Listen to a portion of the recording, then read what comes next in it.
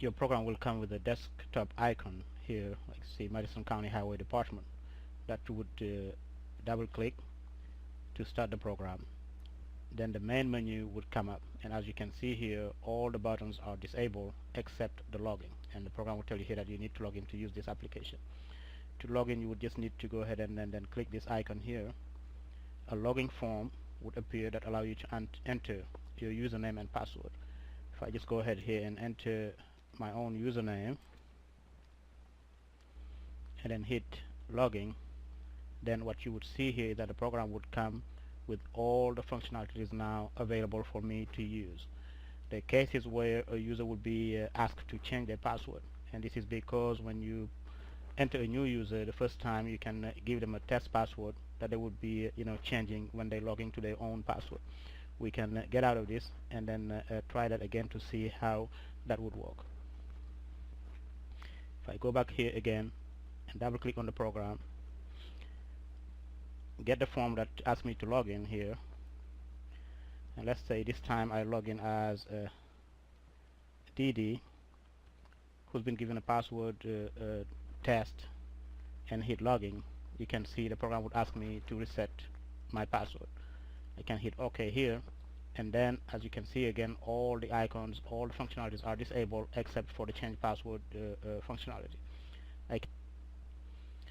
At this point, you can go ahead and change your password by then clicking this change password. The form would come up showing your username and the default assigned password, which is test, and then you can type in your new password and confirm that new password and then hit update. When you hit that, the program will tell you that the password was updated. You can hit OK, and then the form would come in showing the functionalities all available for you. At this point here, you can go ahead and start adding users to your program if you want, but you can use any one of these functions anytime that you want to. If we just start with that, go ahead and click add users. The program form would come up that show you the possibility to either edit a user's name or add a new user. If we wanted to edit a user's name here, we would just select that from the list. Let's say there's a user here called W. You can click W, and then you'll see the list filled in with information like the username, the password for that is user, and then the group. If we wanted to change, let's say, the group for this user here, we can go select from the list and say maybe he's now become a user, and then click add edit user. The program would update that user for us, and then the form stay there for us to enter if you wanted new users. Let's say we have a new user here, let's say Jeremy, that we wanted to add. We can give him a password, again default password like test. That way when he log in, he can change his own password, and then go ahead here and assign Jeremy, let's say, a super user category, and then here we can go ahead and hit add, and the program would add the user Jeremy into our database. This way you can go ahead and add basically all the users that you want to use your application, and as you define those users, you can go ahead and change their group or assign them different password. And when this is completed, then you just go ahead and close this form. As you close it, the main form will come up again, allowing you to do other functions. Let's say here we wanted to add or edit employee, again using the same format here. If you wanted to update the profile of an employee, you can go ahead and just select the employee from a list, let's say test 1 here, and then hit get. It'll go ahead and populate this form for you with information for employee test 1. Again, if you needed to add more information for that test 1, you can go ahead and change any one of these. Let's say the phone number was changed also, you can go ahead and change that to something else, and then hit add update. It'll go ahead and update this employee for you, and then hit OK. The form is cleared again for you to either go select another employee to update or add a new employee. Let's say we had a new employee here, let's say Scott. Then we don't have the phone number yet, we don't have the address. We can assign a group to Scott, let's say office, and then go ahead and hit add. The program will go ahead and add that employee for us, and as we have other employees to add, we can use this form to keep adding those employees into the database. And when we're done, we just go ahead and collapse that window again. Here we can go again now, start adding part type. Again, the same process. You click that button here, a form would come showing you a way to update all part types that you have in the database or add a new part types. If we wanted to update all part type, we just go and select from the list what we have. Let's say here we've typed in some 5 inches or whatnot. We wanted to update maybe one of those 5 inches. We can click that, hit get, and then here type in maybe for a part type description, let's say test port 5 inch, and then go ahead and hit add update, and then that would be updated and added to our database. If we have a new pipe or a new part type that we wanted to add, we can go ahead and add it here. Let's say we have a plastic pipe 6-inch that we wanted to add to our part type.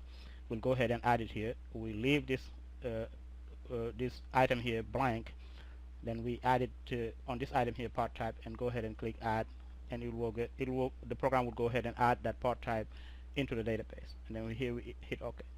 As we find those part types, we can go ahead and keep adding them to the database so that later on we can use them when we do research for our own parts, or add or use those parts in work orders. And once we're done here, we can go ahead and close that window also. As we close the windows, then the program would come up again, allowing us to use any one of these functions here. We can add parts, but let's go ahead here and try add edit vendor first. We can do the add edit vendor again, the same process here. You can go ahead and select a vendor to edit if you wanted to, or update. If we click that, there's a vendor here just called V. I can select that vendor, hit get. It'll go and populate this form as what we have for V. It seems that we don't have much for vendor V. I can go ahead and now change maybe the vendor information. Let's say it's vendor 5 that I call that vendor. If we have contact for that vendor, let's say the contact name is John. If we know the city where the vendor is located, let's say Indianapolis, go ahead and type in the state. If we have the zip code for that vendor, we can go ahead and type that. Let's say we have a phone number for the vendor, we can type that. If we have fax, we can type that. If we have email, we can type that email also here. And once all that information is entered, we can go ahead and hit add update, click that, it'll update that vendor for us, and then the form is cleared again.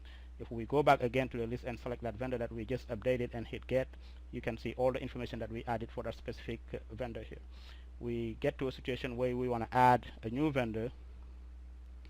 Let's make sure we clear the form here, and we can go here and start adding that new vendor information. If I have a vendor, let's say called W, and then I'm just going to leave it there, W. I don't have all the other information for the vendor. I can just leave it that and hit add. He'll go ahead and add that vendor W into my database. And as we define vendors, we can go ahead and add those into the database or update the one that we already have in the database. And when we're done here, we can go ahead and close that window. Again, here at this time now, we can go and see how to add parts to the database or update parts if we wanted to. We click that add edit parts, then a form would come up that shows us to either select a vendor, select a part type, and then part to update if we wanted to update a part. Let's say here we go to the vendor list and select this vendor, and we see all the parts that we have in the database. Let's say a lube here, and if we select part to update, we'll see all the parts that come from that vendor and that are of that part type. If I click here, I can get a part here, click that part, and then if I want to update that part, I hit get. It'll bring here and fill the form with the information for that specific part that we get from that vendor and which is of that part type. And again here, if I wanted to change this, I can go and change any of the fields and update that part for that vendor. Let's just say this item was finally paid. I can go ahead here and say paid, type in yes, and add that. It'll add that for me. If I go back to that vendor and hit get, you can see what I updated here.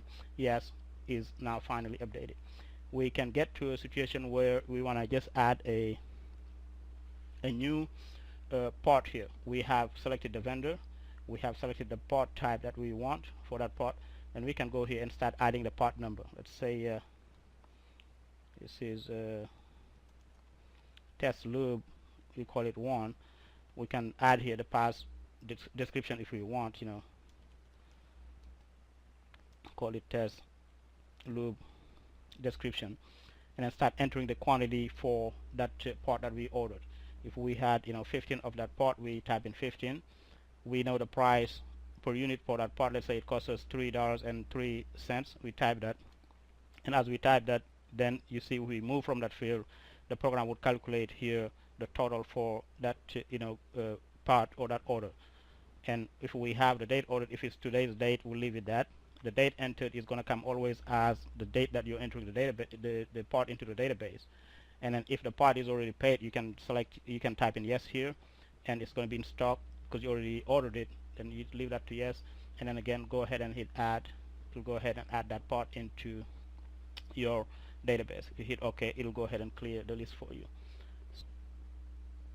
As we enter parts and vendors, the program allows us to also view vendor parts or add complaints and so on. Let's go ahead and here try the add complaint first. You click on this icon here, add complaint, then a form would come and showing you then the possibilities to add the complaint information. Say if you know the complainant's name, let's just say here it's John, you can add that. If you have the address for the complainant, you can go ahead and type the addresses. If you had the phone number for the complainant, you can go ahead and type that one if you want to. If you know the township, type the township where the complaint is located. You can go and type the problem here. Let's say test problem 10. If you know the road where the complaint is located, you can go ahead and enter that road. Just type in here test road. The crossroad where the complaint is located, let's go ahead and type in here test cross. And then if you have some additional information, you can go ahead and type those additional information, let's say test 10A and so on, and add to the list. Once this is done, then you can go ahead and hit add complaint. As you click add complaint, what the program is going to do is generate a number for you using the date the complaint came in, the hour, and the minutes. Here, if you're sure that you get all the information right, you can hit yes and then add it to the database. If you thought that maybe something was wrong, you needed to change, then hit cancel, go back to the list, change that, and then go back and hit add complaint again. Here we'll assume everything is okay, then we'll just go ahead and hit OK, and that complaint is added to the database, and then we can go back and hit OK again here, and the list is cleared. And then if we have another complaint, we can go ahead and add those complaints into the database. And once this is done, then we can collapse and close this window. This would take us again to the main form. As we add a complaint, we can go ahead and add a complaint work order also if we wanted to. By clicking add complaint work order here, a program would come that show you a way of getting the complaints either that you had in the last 7 days, 30 days, 90 days, all the complaints you had this year, the complaints that are not closed, or even view all complaints if you wanted to. Let's just say here we wanted to view the complaints that we have in the last 7 days. We can just go ahead and hit find complaints. Then the program would come and show us a list of complaints that we have entered in the last 7 days, and the last ones are always on top. Like here you can see this is the one that we just entered. If we go ahead and click on that one, it will show us the information that we entered for that complaint. I mean, let's say that we have some additional information for this complaint here. We can go ahead and add that additional information if we wanted to. If we know who's going to be inspecting now this complaint, we can go ahead and add that. Let's say this is inspected by test foreman 2. If we know the date the complaint is going to be inspected, let's say it's inspecting the second day, it's the 17th. We'll add that to the 17th. As we move, then you see it is adding it to that field. If the holy moly was notified, we can select that again. If we know the date the holy moly was notified, let's say they were notified on the 16th, we can type that or add it. And then if we know the type of work here, we can just type in test work. We can add that. If we have a holy moly job number, we can go ahead and add that to that job number also. If we have given locate instruction, we can go ahead and add those locate instruction here to that field. If we know the laborers who's going to be doing this work also, we can add that. Let's just say Bob, Tim, and so on. If this problem was being done by a contractor, we can go ahead and add also the contractor name here. Let's say test contractor. And then if we have used parts to do this work order, then we can go here and hit get parts. As you click on get parts here, the program is going to bring another form that allow you to select the parts that you want to use to do that complaint. You can select the part type. Say here it will go and show us all the part types that we have in the programs. We had a test part 5-inch or plastic pipe 6-inch here. Let's say that that's what we wanted to use. We can click that and see here there's no part for that 6-inch to use because we haven't entered any part for that yet. We can go here and select a part that we have you know in stock and click that one and see that there's a part there. We can click that. The program would come in and load that information for that part that shows that we have in stock 9, and we can use the number of pipe that we want from that pile. If we had just typed in here, let's say 11 by mistake and hit get, the program is going to tell us that we cannot use more than 9 of this part because we only have 9 in stock. And we can click that, change it, and then let's say we want it to use all 9 of them. We can go ahead and select 9 and then hit add, and as you can see now the program accepted that and added that test plastic onto our list of parts to use. If we wanted to use another part, we'll go through the list and select that part again and then add that into the program. Let's say we wanted to use a culvert 2-inch here. See if we have any in stock. Click that. We still have 4 in. Let's say we want to use 4 of those. We can click 4 and hit get again here, and you can see the program would add again that culvert 2-inch onto that list. And then once this is done, then we can go ahead and close this window. And if this complaint was closed, then we can go ahead and select the date the complaint was closed. Let's say it was closed on the 17th. We can click that and move to the next field, and if the work is completed also on the 17th, we can click that on the 17th and then here hit update complaints, and the program would go ahead and update that complaint work order for us, and then we can just go ahead and hit OK again here. If we go back and just tag that complaint again, you can see all the information that we've entered that is already saved into the database for us. And if we wanted to print this form here, we'll just go ahead and click print form, and then this complaint will be sent to the printer and print it in paper to show all the information that we have here on the form. And once we're done with this, we can go ahead and view other complaint if you wanted to. Let's say somebody wanted to view the complaints that are not closed. You can select that item not closed and then do find complaints, and it will show you the complaints that you have in the database that are not closed so far.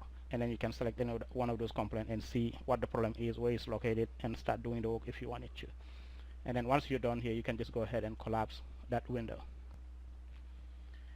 As we add parts and work orders, we can also view vendors parts. Here by just going in and clicking view vendors part, a form would come up that shows you the possibility to view all parts if you wanted to. By leaving these 2 blank, you can just go ahead and hit view parts, and then the program will bring all the parts that you have in your database, highlighting here the parts that are no longer in stock because they have been already used. As you can see here, the stock is set to no for those parts.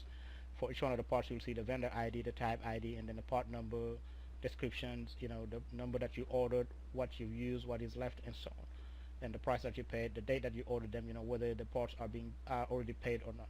If you wanted to view the parts from a specific vendor, you can select that vendor from the list. And again, if you wanted to view all parts from that vendor, you can just leave this one here blank and click view part, and you'll see all the parts from that vendor again, showing you all the information, and again highlighting the parts that are no longer in stock because they have been used. If you wanted to see the part type, any specific part type from that vendor, you can then select the part type from that vendor. Let's say we select lube here and go ahead and click view part. It will show us all the lubes that we have in the database that came from that vendor, and again all the parts that are already being used and out of stock would be highlighted. If you just wanted to see a part type itself from all vendors, you can leave the vendor field blank and select a part type. Let's say here lube, and click OK, and it'll show you all the lubes part type that you've ordered from different vendors, like you see here, vendor 1 and vendor 2, and so on. And again, all the parts that are no longer in stock are highlighted for you, so you've already used those parts. And we'll see later on in another functionality how we can look at those used parts and see what we've used them for. And if we're done here, we can just go ahead and close this window. And again, as we then view vendors part, we've added complaint work orders, and so on. We can also do, let's say here, add vehicle to the program, and we click that function. Again, a form would come up that show us the possibility to either get a vehicle that we already added to the program and then edit the information for that vehicle. Let's say if we know that this vehicle was a 1980, let's say 5, we'll edit that. If we know the mark, let's say it's a Chevy, we'll put a Chevy mark So if we know the model, the color, serial number and so on, we'll add that and then hit add update, and it'll update that vehicle for us. If we wanted to add a new vehicle, we just need to go in and type in the number for that new vehicle. Let's say this is vehicle number 45. We don't have a, let's say, test vehicle 45 for description and so on. Date in service, let's say 2008 and so on. We can enter all the information that we want, and then once we're done here, we'll go ahead and hit again add update, and it'll add that vehicle for us into the program. And here we can start adding all the vehicles that we have in the database, and as we acquire a new vehicle, we can go ahead and add them to keep the database up to date. And when we are done here, we'll just go ahead and close this window. Again, the main form would come as we add vehicle. We can see the vehicle daily checklist here by clicking that program or that command. You can see here a form comes up that and shows here the information that you need to enter in that specific daily checklist. Here we could go and select a vehicle. Let's say we wanted to do a daily checklist for this vehicle. Here we can click that. The program is going to tell us that it could not find a daily checklist for this vehicle on this date here, and here you ask to either proceed with a new record for this daily checklist, or close. So if you go ahead and hit OK, then you can start entering the data if you wanted to add a new daily checklist for this vehicle here. Let's say we can go ahead and the date, set it the date, the number is correct. Here we can go and select the driver that we want for this vehicle checklist, the mechanic that we want if we have to. If you have the odometer reading, you can go ahead and type that in. Left garage, let's say they left garage at 8:45. If it's AM, you click this. If it's PM, you leave it to not click. You can click that. Return garage, let's say they return 3:45. It's PM, so we left this not click. And then if the unit has been fueled, you can go and click that. The unit has been cleaned, you can go ahead and click that. And then you're given here basically all the options that you can check before starting the engines here. And you can check as many as you want. We'll just check a few here, and then you also check all the options that you have after starting the vehicle here. Let's say fuel system leaks, we've checked all those. If you have other items for this vehicle daily checklist, you can go and add those if you wanted to. If you have remarks, you can go ahead and add remarks also for this checklist. And then here, if you use parts for the daily checklist here, you can go ahead and click this command here, get parts. Another form would come up that allow you to basically select the part that you need for this vehicle, and you can go and select the part type. Let's say we needed a muffler. As you select the part type, when you click here, it'll give you only all the parts that fit that part type. And if we select that, we'll see here, looking at the program, we only have one quantity in stock for this muffler here. We can go ahead, and if that's the one we want to use, we can go and click that and hit get. It'll go ahead and add that part into the parts used field here. If we needed other parts, let's say here we needed a lube also for this checklist, we'll go ahead and select let's say this one here. We still have in stock 45. We needed two of those. We can get two, hit get, and again it'll go and add that to the list, and it'll update our quantity database, as we'll see later on when we look at the view, use parts and so on. And if we're done with the parts here, we'll just go ahead and close this window.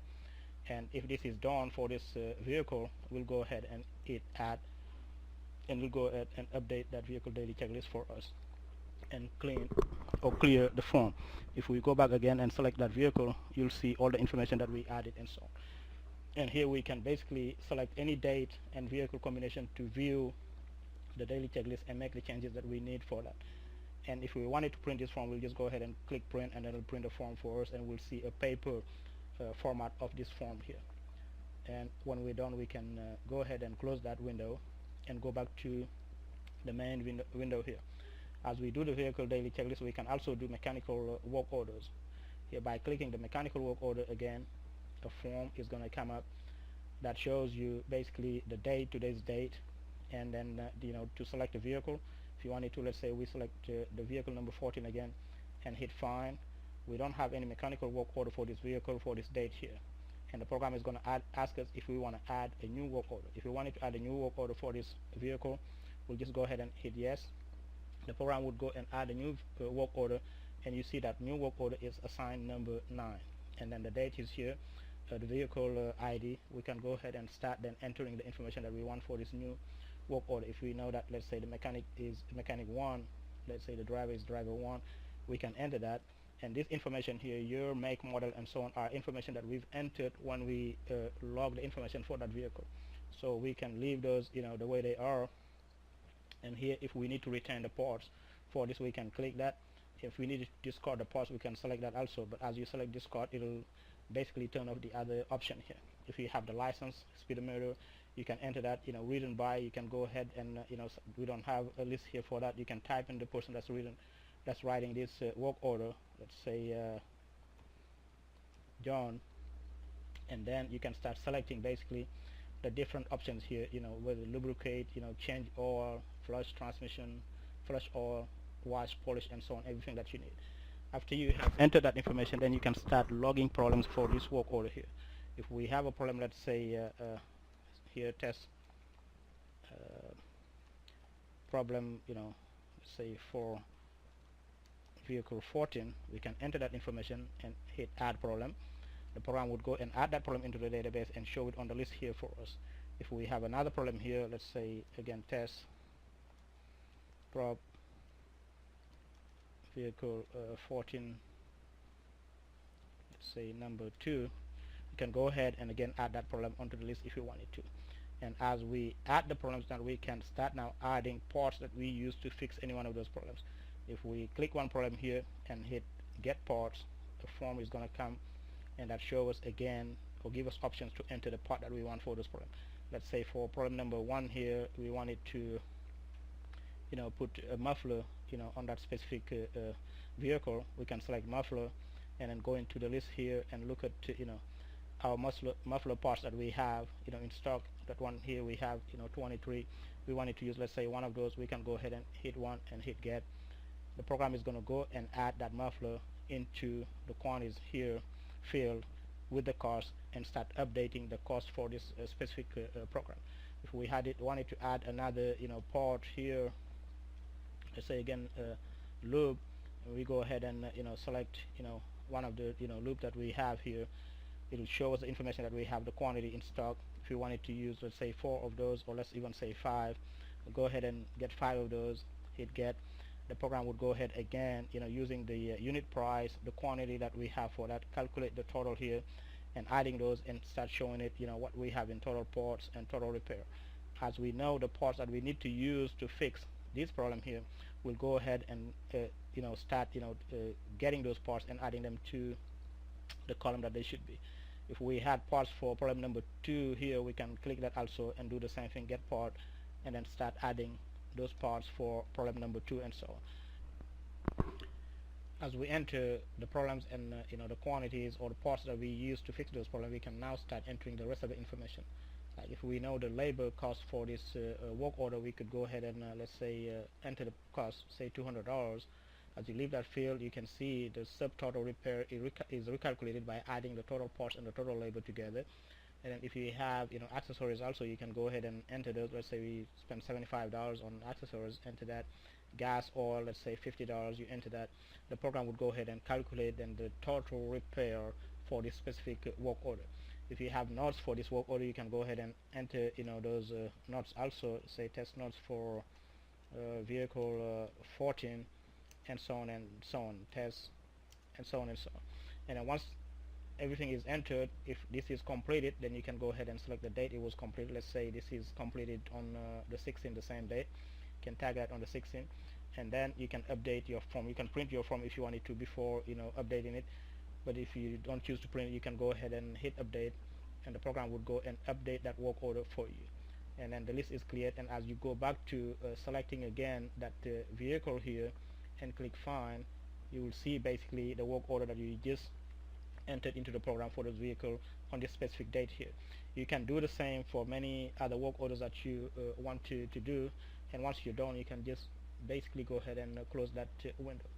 As we entered complaints, vehicle daily checklist, mechanical work orders, and so on, we can also view the parts that have been used by the department. Here by clicking view parts used, again a form comes up that give us option to view the parts that we used in the last 7 days, 30 days, this year, all parts that are used, and so on. If you wanted to just view the parts that are used in the last 7 days, we can go ahead and click find part here. You can see the program would show us all the parts that have been used, starting with 2 days date and going down. And for each part you're going to have basically the part number, the date it was used, the description of that part, the quantity that you use for that part during that day, how much it costs to use, and it also show the work order for which you have used that part. Here the comp means it was a compliant work order, the VDCL would be for a vehicle daily checklist, and the WKO would be for a mechanical work order. And here you can see the number, the 9 and a dash and another number, that would mean that this is a work order number 9, and then it will show the problem number for that work order that it was used for, and so on. And once this is completed, then you can also print this form if you wanted to. You can go down, view the list, or if it's done, you can select another search option, view those parts or find those parts, or just close the window to go back to the main menu. So just quickly here to show you a brief demonstration of the different functions that we have for your application, and we'll go through them with you in testing, and then probably work on the debugging and see exactly what else we can change or make better for you. Thank you.